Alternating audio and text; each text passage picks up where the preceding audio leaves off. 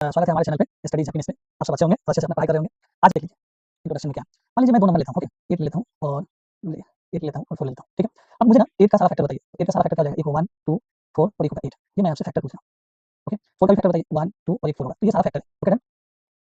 तो मैं इनका ना आपसे मल्टीपल पूछ रहा हूँ यहाँ, ठीक है? मैं आसान भाषा में आपको समझा देता हूँ। फैक्टर का मतलब वो सारा नंबर बताइए जिसके टेबल में 8 आता है, सिंपल बात। वो सारा नंबर बताइए जिसके टेबल में 4 आता है, तो ये हो गया। मल्टीपल का मतलब होता है कि वो सारा नंबर बताइए जो 8 से डिवाइड होता है। अब ये समझने में आपको प्रॉब्लम हो रहा है, तो ऐसे समझिए, ऐसे नंबर आपको बताने हैं जो 8 के टेबल्स में आते हैं। तो मैं यहाँ लिख देता हूँ 8, 16, 24, 32, 40, ऐसे आगे बहुत सारे जाएँगे। यहाँ 4 का लीजिए 4, 8, 12, 16, 20, 24 और सो ऑन जाएँगे। मुझे इतना नहीं जानना है, हम लोग कुछ नंबर से काम।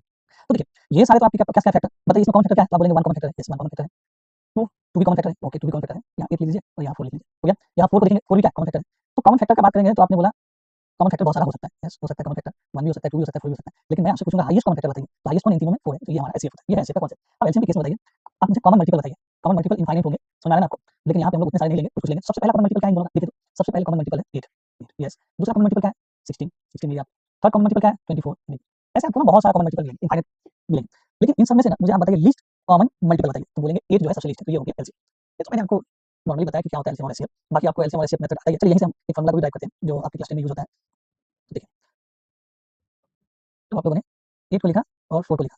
इन दोनों का एलसीएम कितना आया? तो एलसीएम ये आया। एचसीएफ कितना आया? एचसीएफ कितना आया? 4 आया। अब इन दोनों नंबर को मल्टीप्लाई कीजिए, प्रोडक्ट आ गया, ठीक है? 8 क्या आ गया? तो 8 को हम क्या लिख सकते हैं? एलसीएम लिख सकते हैं। 4 क्या 4 क्या लिख सकते हैं? इसको क्या लिख सकते हैं? एचसीएफ। तो यहाँ पे देखिए दो नंबर का अगर आपको प्रोडक्ट निकालना है, सिंपल दोनों का नंबर का एलसीएम और एचसीएफ होता है। तो यहाँ पे अगर ए इंटू बी अगर आपको बोलता है तो क्या करेंगे? LCM of AB into HCF of AB. क्या ये आपको समझ में आया? समझ में आ रहा होगा आपको?